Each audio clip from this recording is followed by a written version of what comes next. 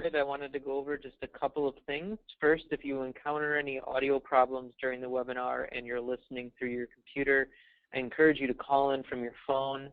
The number and access code should be listed in the control panel on the upper right-hand side of your screen. We'll also be opening up the call to questions. Feel free to ask your questions throughout, and we'll try to get those addressed as we go through the presentation. We'll also answer any remaining questions at the end. So as you think of them, go ahead and type those into the questions text box and click send. You can send me an email as well during the presentation if that's easier. I'll make sure to keep an eye out for those emails. My email address for those that don't have it is up on the screen, but it is Chris, C-H-R-I-S, @woodlakemedical.com. For those that need Texas CEUs or CCMC in Illinois credits, I'll be sending out a separate email after the webinar with that information, likely later today, if not tomorrow. Now, for those that haven't worked with Wood Lake Medical before, I wanted to take a minute to introduce ourselves. We work with self-insured employers, TPAs, carriers, case managers, and attorneys to ensure IME and impairment rating reports are accurate, well-explained, thorough, definitive, and timely. We currently cover Illinois, Iowa, Minnesota, Missouri, and Wisconsin. Specifically in Illinois, our preferred doctors, with our help, are currently providing IMEs and impairment rating reports within 5 business days of the date of exam. We also have doctors traveling to some of the more difficult areas of the state, like Rockford, Moline, and Central Illinois. So if it's taking longer than 5 days for you to get IME report backs from your doctors, or you're having issues with having to go back to any of those docs for addenda and clarifications, or you're having a hard time with certain parts of the state, please shoot me an email or give me a call. I'd be happy to share how we might be able to help. Now let's get started with the webinar. We're very excited to have Noah Frank with us today. Noah is an attorney with Smith Adminson. He obtained a BA in both economics and history, in addition to his JD from the University of Illinois down in Champaign-Urbana. His primary focus is on both labor employment law as well as workers' compensation defense. His experience includes work on union successor collective bargaining agreements, responses to unfair labor practices, and grievance administration through successful arbitration. Noah has negotiated multiple favorable post-termination settlements in FLSA and discrimination retaliation claims, and has significant experience advising clients on the Fair Labor Standards Act, Americans with Disabilities Act, Family Medical Leave Act, Illinois Minimum Wage Law, and Illinois Wage Payment and Collection Matters. Noah's workers' compensation experience includes complex matters related to representation of uninsured employers as well as chemical and radiological exposures. He also advises companies in becoming self-insured for workers' compensation purposes. With all of that said, we're going to go ahead and turn this over to Noah. Noah, you should be getting a little prompt on your screen. All right. Thank you very much, Chris, and I really want to thank Chris and Wood Lake Medical for having me today. Chris, I'm going to rely on you to let me know if I'm speaking too fast because I can't see faces. So, and as Chris said, if anybody has any questions, please go ahead and submit them during. I'd be happy to answer while we're on the topic. If not, I'll try to get to them afterwards. So this is managing medical marijuana in the workplace. I want to start off with a real quick story before we get into anything substantive and just say, as of May 29th, 2014, there is no such thing as legal medical marijuana in the workplace in Illinois. Well, you ask me, how is it that we have an act that has been passed and effective as of January 1st, 2014? Simple answer is that the regulations implementing this, and we'll get into it in more detail shortly, have not gone into effect yet. Therefore, if you trace the chain, there are no licensed cultivation centers, and therefore no licensed dispensing organizations, and therefore nowhere for a patient, none of whom are yet licensed and approved, to buy legal marijuana in the state of Illinois. So it's always a real fun one today when we get employees saying, oh, I have legal marijuana. That's why I'm under the influence. It doesn't fly. So let's go and start off with some of the federal issues surrounding medical marijuana. These are what we're real familiar with. The Controlled Substances Act of 1970 created 5 classifications called schedules. The Department of the Drug Enforcement Agency and the Food and Drug Administration determine which substances are added to or removed from the various schedules. The classification decisions are required to be made upon criteria including a potential for abuse, which is undefined, and whether or not there is anything such as potential for medical use.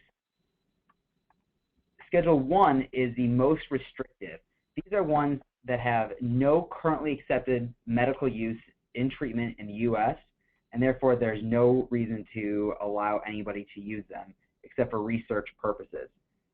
Under federal law, marijuana is classified as a Schedule 1 drug along with heroin and LSD.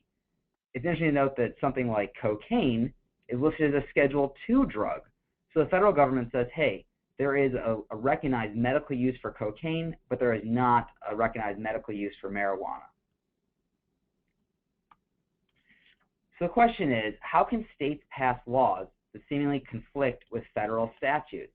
This is going to take us back to our 6th grade civics lesson and bring us up to the point of federalism. The United States is supposed to be a great bath of ideas, a chopped salad, if you will, with each state experimenting in democracy. So even though it's illegal federally, each state has the opportunity and the ability to create its own laws that govern its own people. All right, so some federal issues. Federalism prevents the federal government from mandating active support or participation in the enforcement of federal laws by states. In order to do so, the federal government has to provide funding in some way. So that might be, for example, if you look at the highways are funded by the federal government, or schools. Once the government provides funding, it is able to have more control over the states. Under the 10th Amendment, the federal government and Congress is limited in its ability to force states to enact similar criminal prohibitions, repeal state medical marijuana statutes, or direct police officers to enforce federal laws.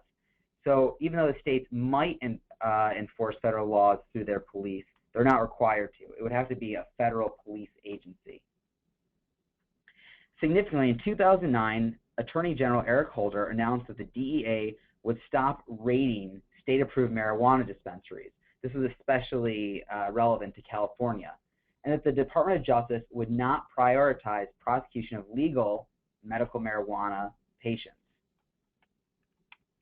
The DOJ did, sorry, I went back one slide. DOJ did at that time announce 9 priorities, which it had stated were always its priorities in the enforcement of marijuana, not specific to medical marijuana. These priorities include preventing distribution of marijuana to minors, preventing the revenue of sale of marijuana from going to criminal enterprises, gangs, and cartels, preventing state-authorized activity to cover for the trafficking of illegal drugs and other illegal activities, preventing violence and the use of firearms in cultivation and distribution, prevent drugged driving, being under the influence, and other public health consequences, preventing the growing of marijuana on public land, and preventing marijuana possession and use on federal property. So those are the main enforcement strictures of the federal government as it relates to marijuana. So the states have medical marijuana laws that walk the fine line between legal and illegal. For one thing, they're essentially allowing it, and on the other, it still remains illegal. As of today, there are not too many court cases regarding medical marijuana. For the most part, it's because it's so new throughout the U.S., and for others that Illinois was the 20th state, and that was only last summer that the act was passed. So we're not that far into the law that we would have a lot of court cases that would be cited as authority. But we'll get into a few.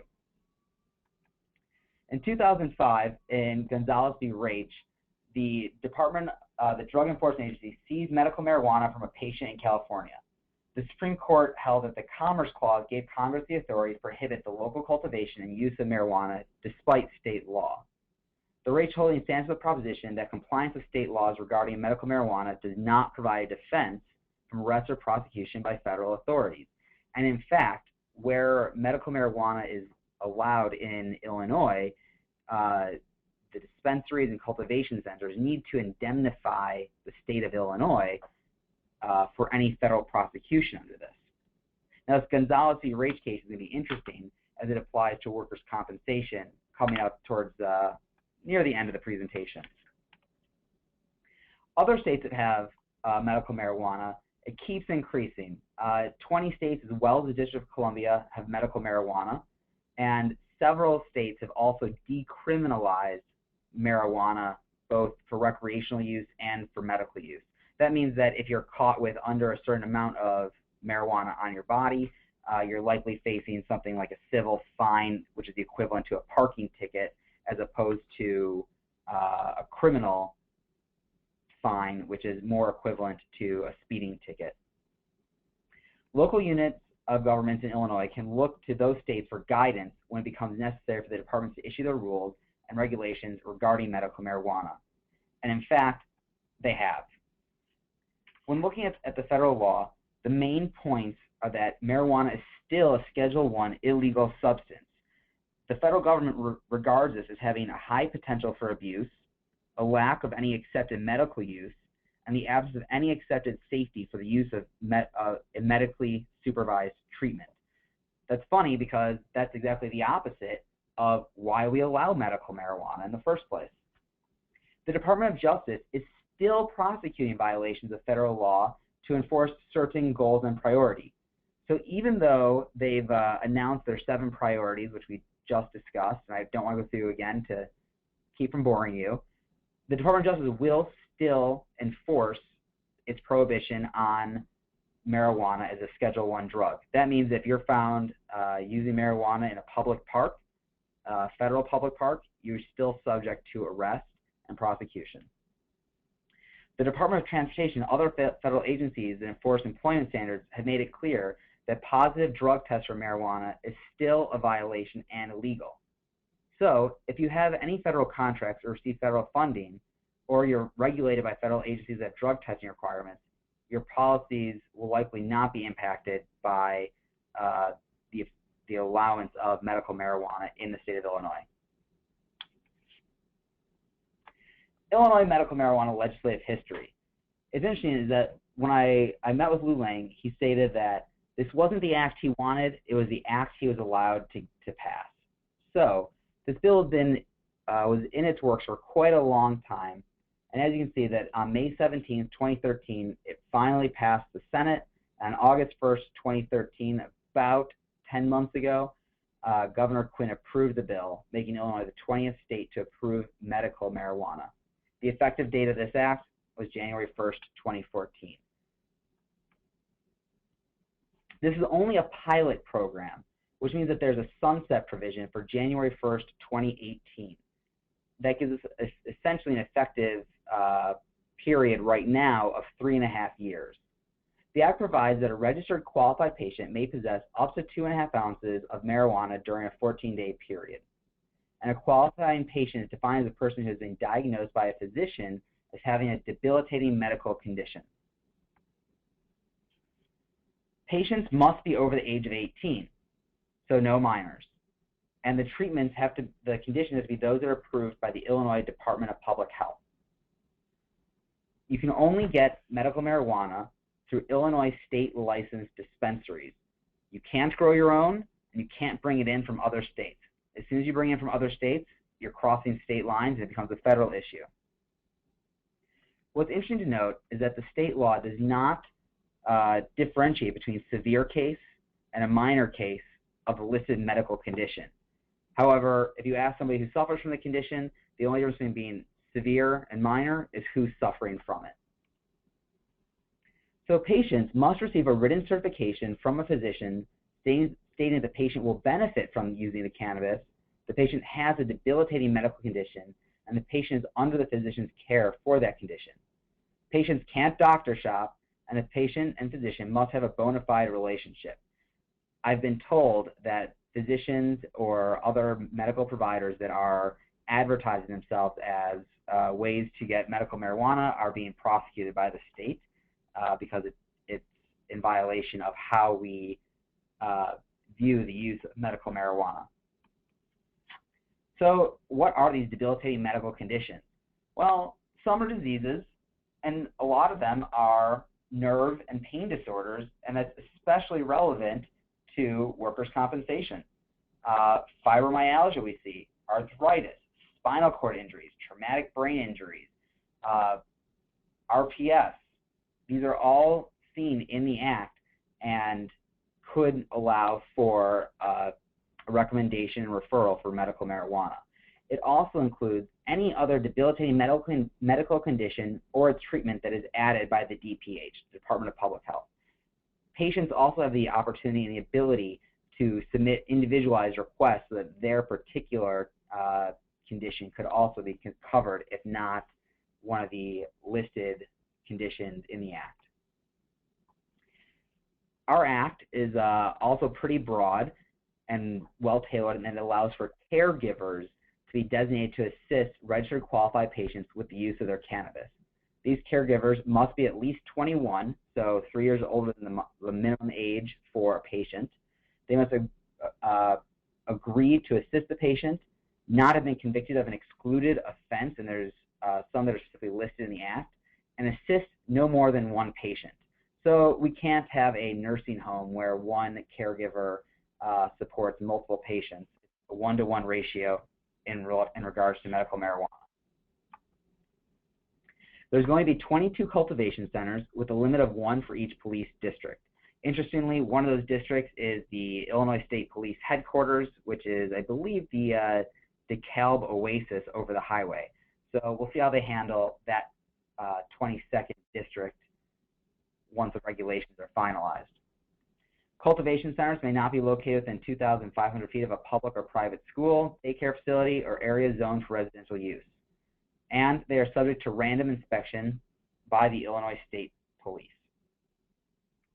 From the time it's grown and manufactured into other products, so not just smokable cannabis, but also oils, gels, and other products that can be either inhaled, possibly injected, or eaten. That is done at the cultivation center. At that point, the product will then be moved to distribution centers. This is where patients or caregivers will obtain their supply from the dispensing organization. This is an organization that is registered by the Department of Financial and Professional Regulation to acquire medical cannabis for the purpose of dispensing it. In the initial act, the pilot program, there's going to be 60 dispensaries around the state. And these dispensaries are pretty much geographically and separated, and also done a lot by population. These dispensaries are licensed by the state and subject to local zoning laws. Again, the regulations are not yet finalized, and some municipalities are grappling with the zoning restrictions. Some of them don't want medical dispensaries in their borders, and others look at this as a humongous tax base that they might have the advantage of. These dispensaries may not be located within 1,000 feet of a public or private school, daycare center, or an area zoned for residential use. The immunities and presumptions in the Act belong to the patients.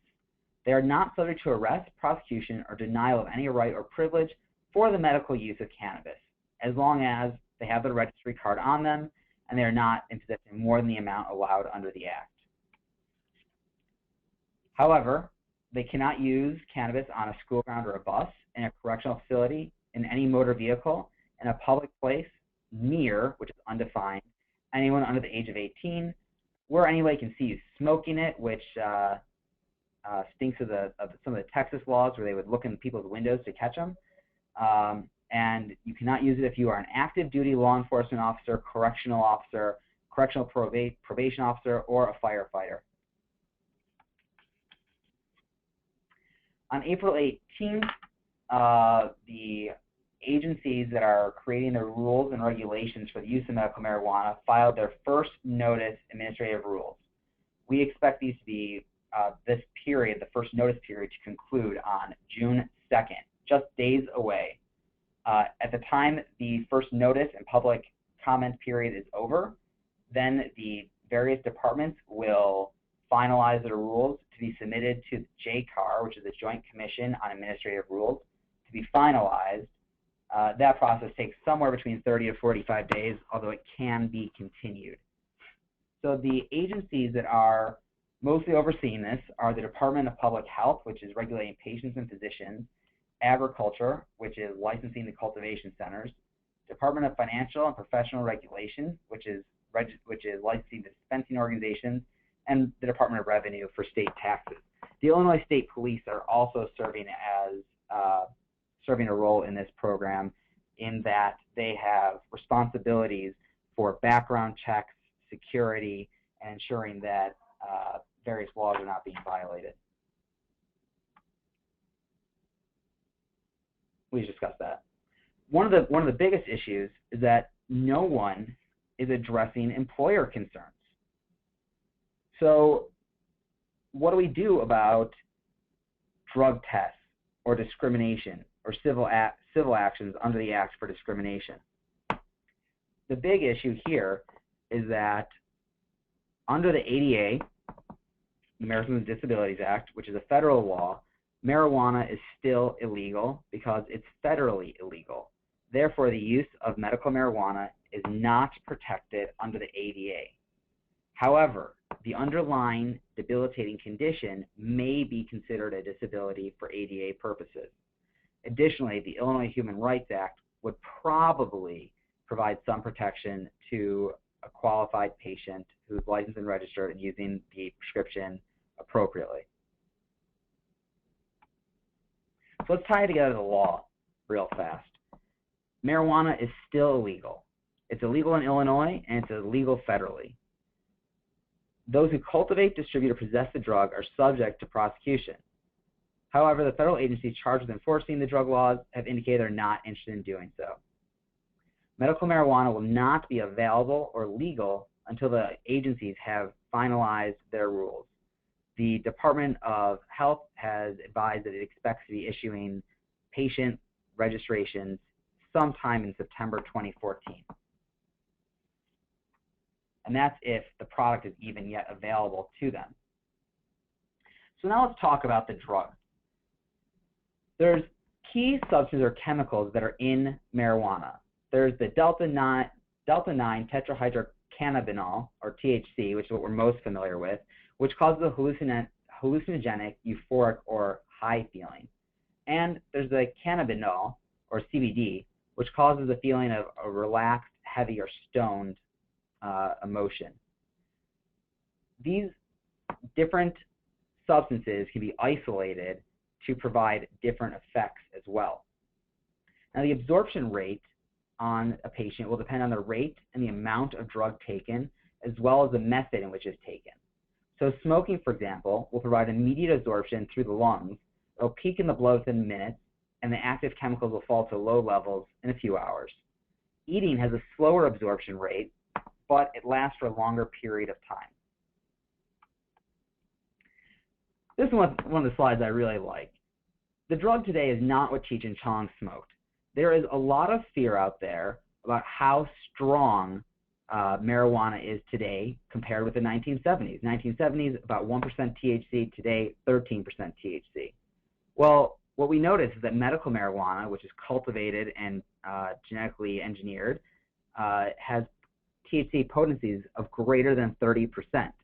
This is intentional, because if we want the drug to be effective, we want to have an effective dose, as opposed to sitting around and smoking as much as possible until somebody gets a high.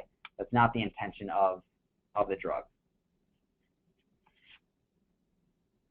And importantly for employers, the drug is not just being smoked anymore. There's food products out there.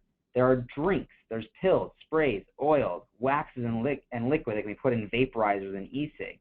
So if you don't have your e-cig policy up to date along with your no smoking policy, it's time to look at your employee handbooks. And also, we might see that employees who are simply sucking on a hard candy could actually be sucking on a medical marijuana treat.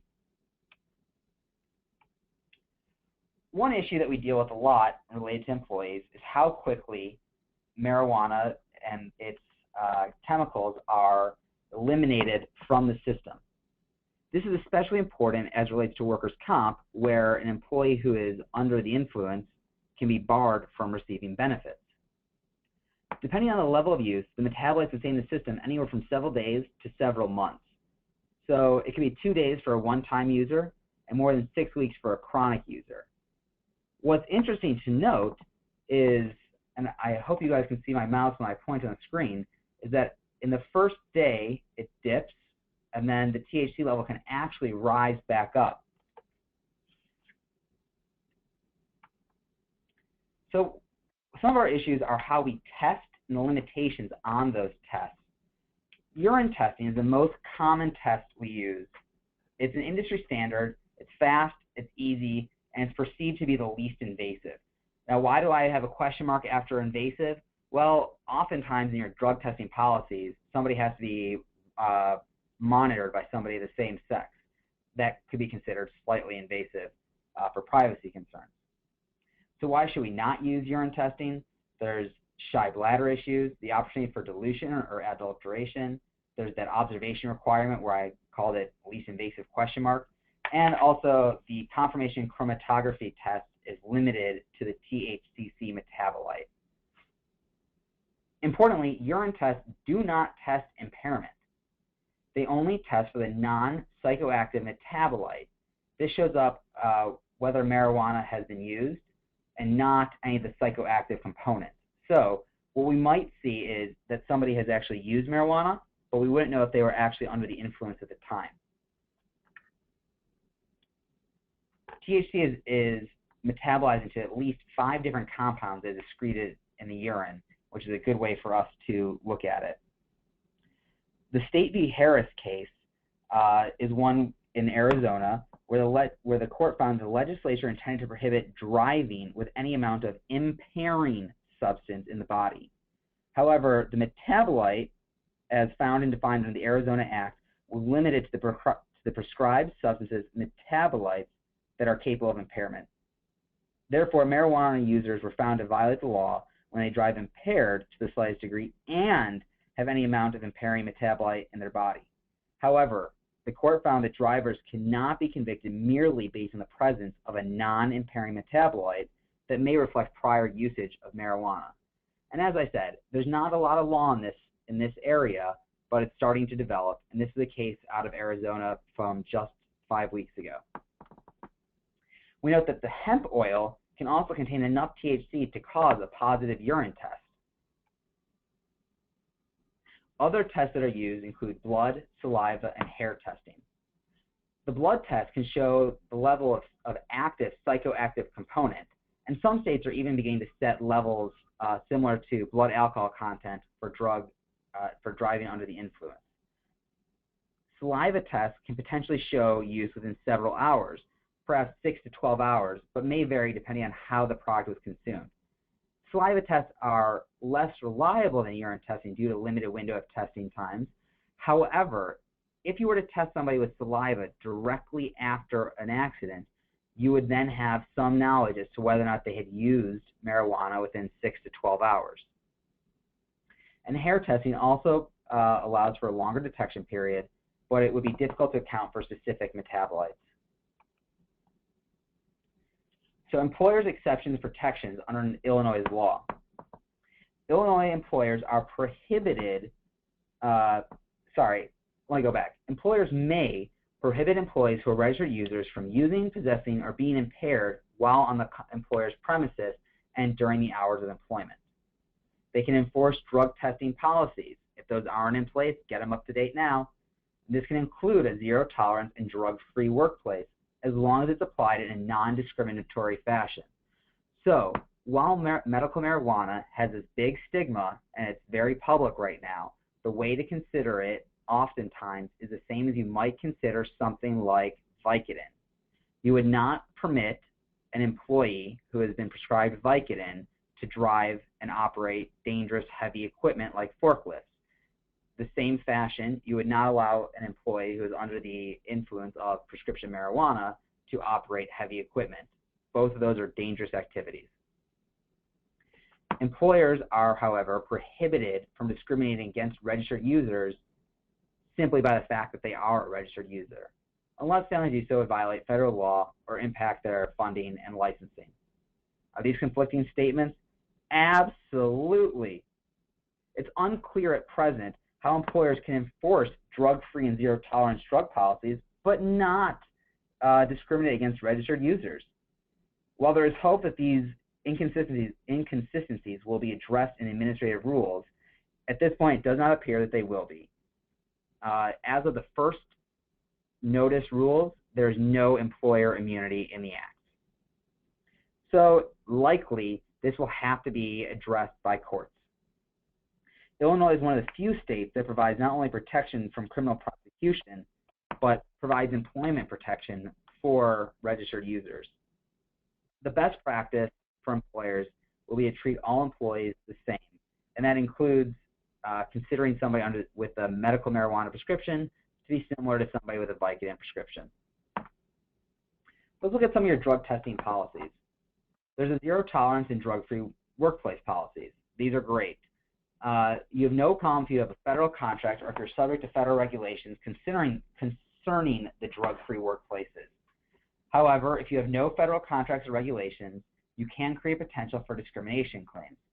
For example, the underlying condition which is causing the person to be under the influence of medical marijuana. Are we subjecting different conditions for people who have a disability? Revise your policies for case-by-case analysis. This is a best practice under the ADA anyway. This provides employees and applicants a reasonable opportunity to contest and treat to contest the results, and also treat medical marijuana as a prescription drug only if they're a registered user.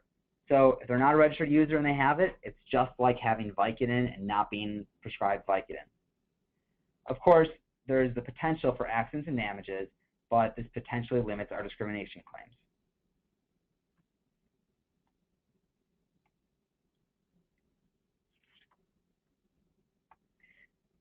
There is in fact employer liability. A majority of states only provide protection from criminal prosecution, but no civil remedies. Courts in some states have upheld employer terminations of medical marijuana users. The court's position in those states is that medical marijuana statutes protected patients from criminal sanctions, but did not create a civil remedy or employment protection. Illinois provides employment protection and provides that employers can face civil liabilities or lawsuits for their decisions.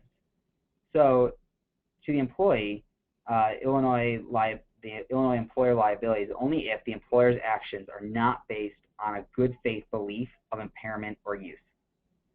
To third parties, it would be only if the employer knew or had reason to know the employee was impaired.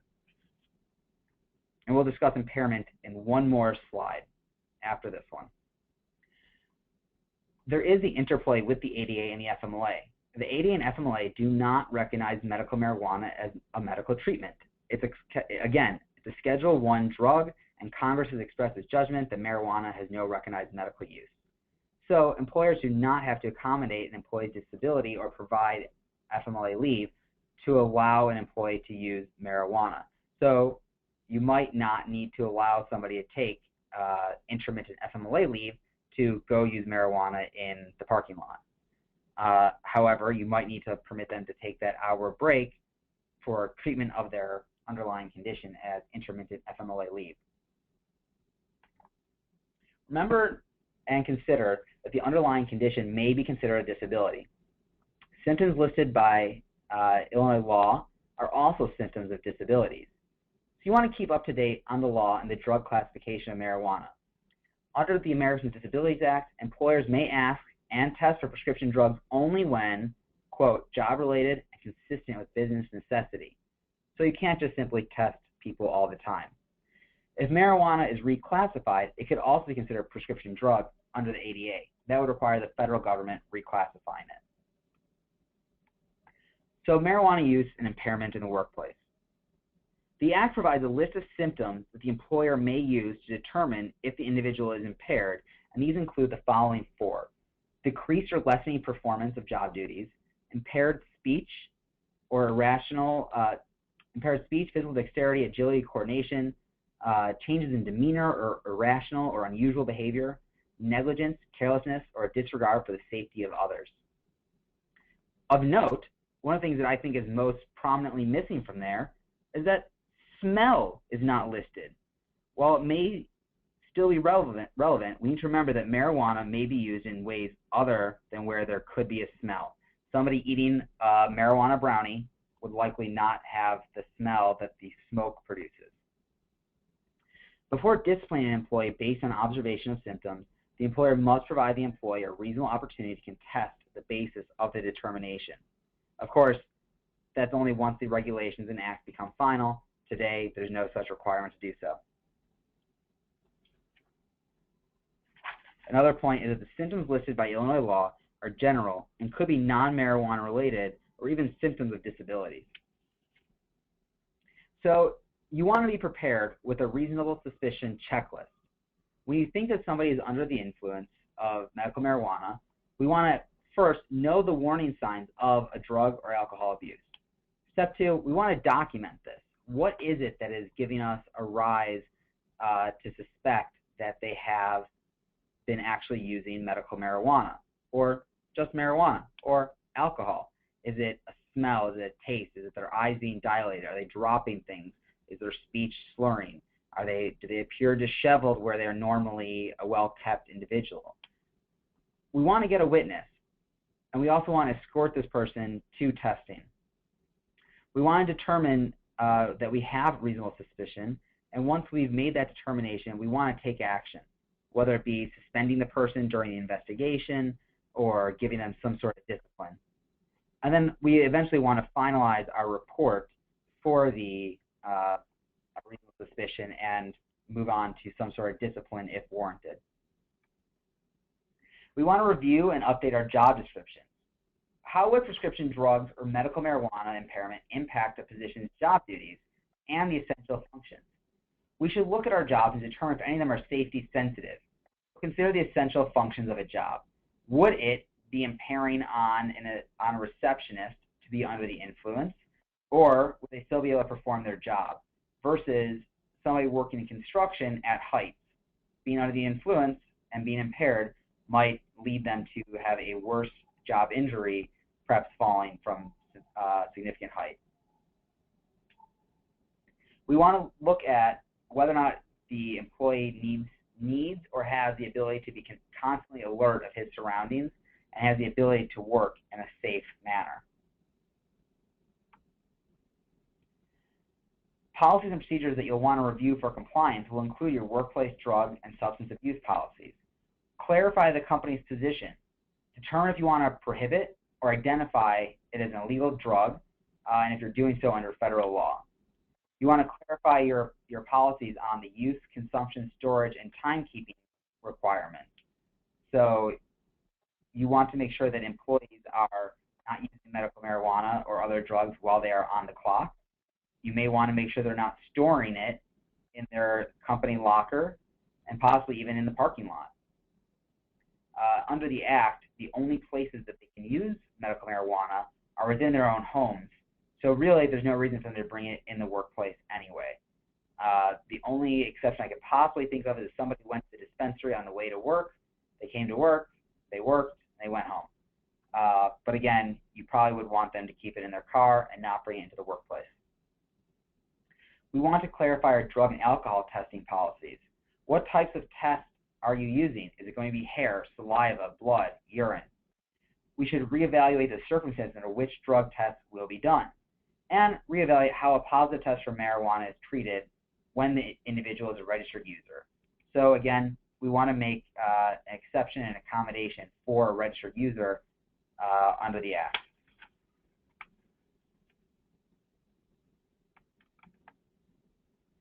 We should look at our safety policies and procedures. Develop procedures and forms for dealing with the medical marijuana and suspected impairment. That would be the reasonable suspicion checklist, for example. We want to revise our reasonable suspicion procedures to include symptoms identified in the law and make sure that our procedures comply. Consider having safety-sensitive physicians verify they are not currently impaired on prescription drugs, medical marijuana, or any other illegal substance. And again, even though medical marijuana usage is not federally regulated, we still want to treat it as though it is a prescription drug and apply medical confidentiality and HIPAA releases. HIPAA's misspelled, I apologize. State and federal laws will require employers to keep medical records and information confidential in a separate medical file. This would include medical marijuana use and being a registered patient.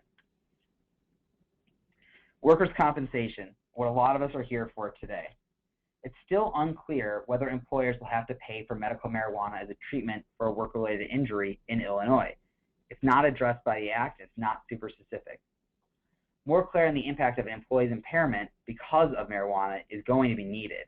The Illinois Workers' Compensation Act language still provides that when an employee is intoxicated on cannabis, the injury is presumed to be related to the intoxication rather than work. But as we noted previously, the testing often looks for the metabolites that show use and not actual impairment. That's why at the time of the accident, we want to know what was the employee doing? Were they impaired? Did anybody witness them prior to the accident? And other factors in that regard. Some states have held that even where the employee has used medical marijuana and was injured at work, the injury is compensable. The Montana Supreme Court has upheld a workers' compensation ruling for about 65,000 medical bills incurred by a man who was mauled while feeding bears at a tourist attraction and determined that it should be covered on workers' compensation, despite the fact the man had smoked marijuana on the day of the attack.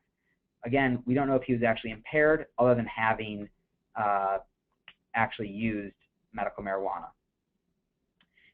In this case, we may want to consider having the drug test verified by a toxicology expert to determine whether or not the employee was actually impaired at the time of the accident or merely had used a substance prior to coming to work in a legal fashion. There's a new New Mexico case from only 10 days ago, Villalpando and versus Benz Automotive Services.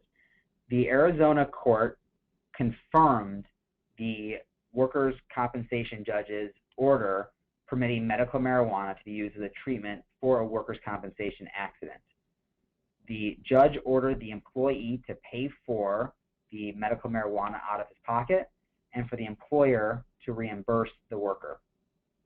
The court first found that medical marijuana was the same or essentially the same as any other treatment or prescription and noted that prior to only a few years ago, pharmacists and licensed pharmacists in New Mexico were not considered caregivers under the New Mexico Workers' Compensation Act. In addressing the federalism arguments and the employer's contention that this was illegal to order the employer to violate federal law, the court held that the Department of Justice already issued its notice of priorities and that they had given guidance that the Department of Justice was not going to prosecute legal medical marijuana usage.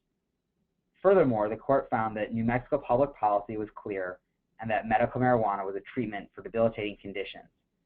As a result, this recent New Mexico case holds that medical marijuana may be prescribed and an employer ordered to pay for medical marijuana.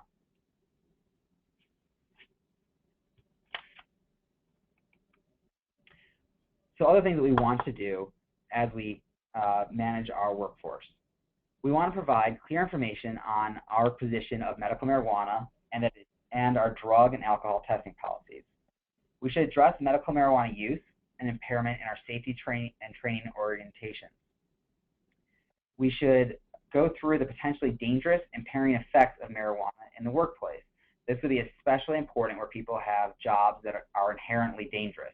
Somebody using power tools, somebody working at heights, construction. We want to address our policies and get new acknowledgments from employees that they understand the employer's position as it relates to various drugs and alcohol in the workplace. And we want to address any changes to the policies and procedures.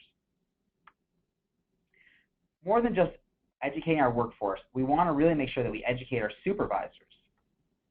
What are the policy changes and what is drug impairment? We want to make sure that they are familiar with the changes in the policies, procedures, and any new forms, and the application. They should receive training to recognize the signs of drug use and impairment, and whether it's due to marijuana, alcohol, or another substance. We should update to include the symptoms as identified in the Act. We want to address the procedures for responding to questions from an employee or applicant who is a registered user or about the use and storage of medical marijuana. What is the employer's policy?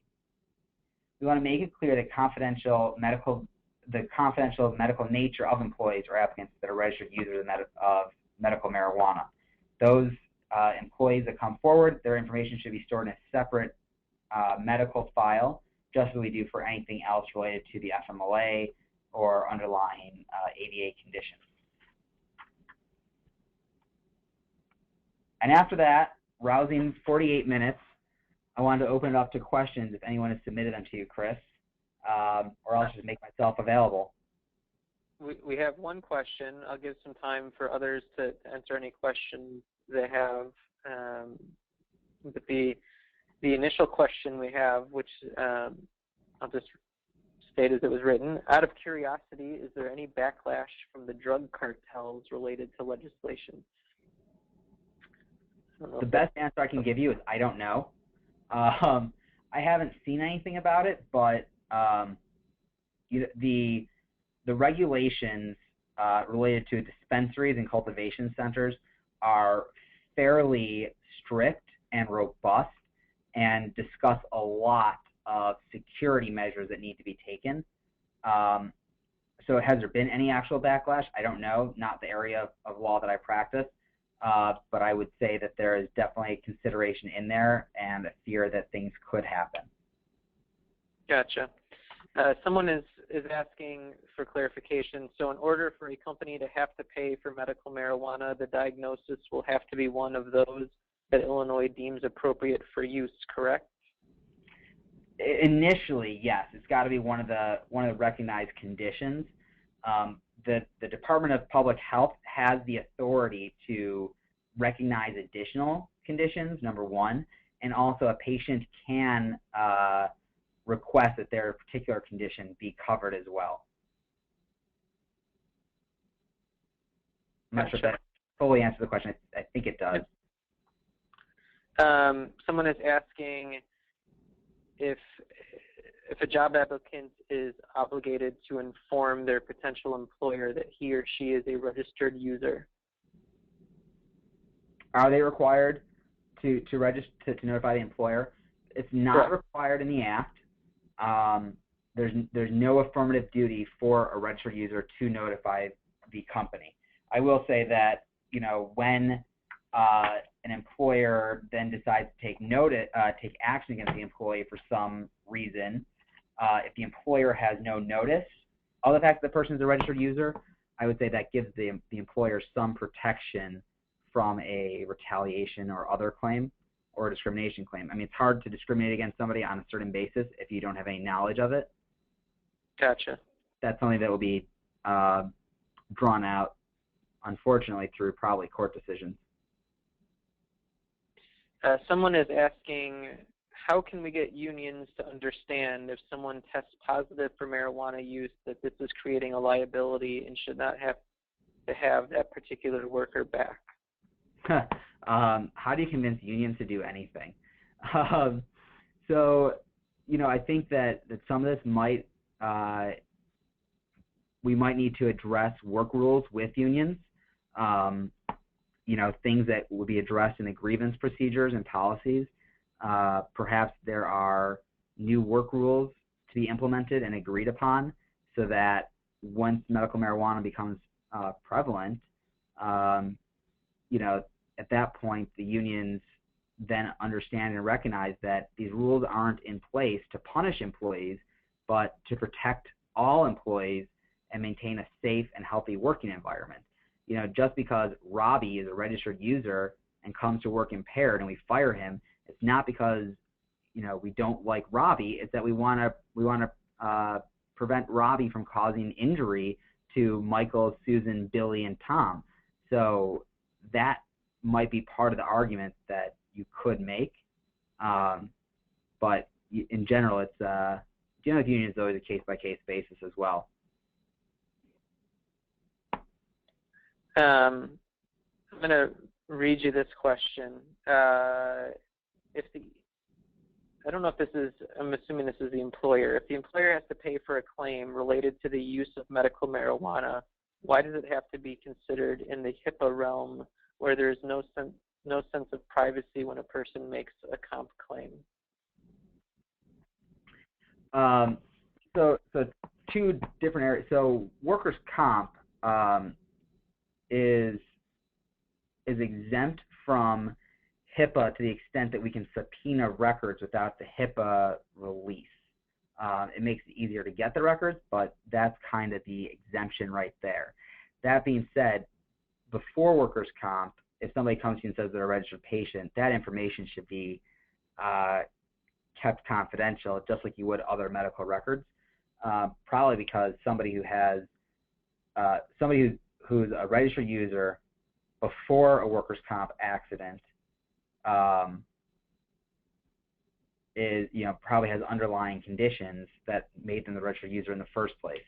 As for why post-workers' comp claim you'd want to keep it HIPAA protected, it would be protected at the same extent as other medical records would be in the workers' comp case. Someone is asking, I think in a previous answer you referenced information being kept in a separate file. They're asking, would not the medical department within the company be the appropriate place for all disability and FMLA forms? Yeah, if you have a separate medical department, that would most likely be. I'm not, depending on how your company is set up, smaller employers don't have separate departments. They just have a personnel file and an FMLA file. So you'd want to have your personnel file, your FMLA file, and your medical file, or incorporate that into your FMLA file. For a larger company, if you have separate departments that maintain that information, then yeah, the medical marijuana related information should be kept with the same department that hosts the FMLA information. Next question is going back to whether someone has to disclose whether they're a registered user at the time of applying for a job. Can the employer legally inquire of a job applicant if they are a registered user? That's a good question. Legally versus best practice, I don't have an answer for the legal part yet. I would say for best practice, I wouldn't ask it so directly. I would suggest handling it the same as you would handle ADA and disability questions. Because you don't want to put yourself in the position where somebody checks the box and says, yes, I'm a registered user, and then you don't hire them, and they say, hey, look, you discriminated against me because I checked the box. So, is it illegal? I don't have a good answer for you right now. We'll see how the regulations shake out. I just would be more worried in terms of best practices about setting yourself up for a claim, whether or not it's legitimate. Gotcha. We have another question. It says, it looks to me like toxicologists may become essential providers of opinions regarding whether or not medical marijuana was the proximate cause of an occurrence. Do you have a list of credible toxicologists we may rely on for future use? We can get one. If you want to send me an email, we can get some people together. My email's on the currently showing screen. And Zager, I'll send you who we use as well. We do some stuff like this, so I'll send you our info as well. Yeah, Chris, you were really going to be my go-to person to get that information anyway. No problem. It looks like that is the last of the questions. So I'd like to thank everyone for attending today. We really appreciate you taking the time. I hope you found value in what was discussed. Noah, thank you so much for taking your time with us today. We really do appreciate it. If anyone has any questions after this webinar for either me or Noah, feel free to give us a call or shoot us an email. For those that need CEUs, please be on the lookout for a separate email about that. Likely will be tomorrow. There will also be a link to an evaluation form. Your feedback is really helpful to us in determining what's been the most useful to you and how we should proceed with future webinars. It'll only take about a minute. It'll be a couple questions. So thanks in advance for your help with that. Noah, any parting words? Thank you so much for having me. If anybody has any questions specifically or wants to be kept apprised of the regulations when they go effective, please let me know. I'd be happy to keep you guys in the loop. Great. Thank you so much. With that, that will conclude our webinar today. Thanks and have a great rest of the day. Thank you so much, Chris.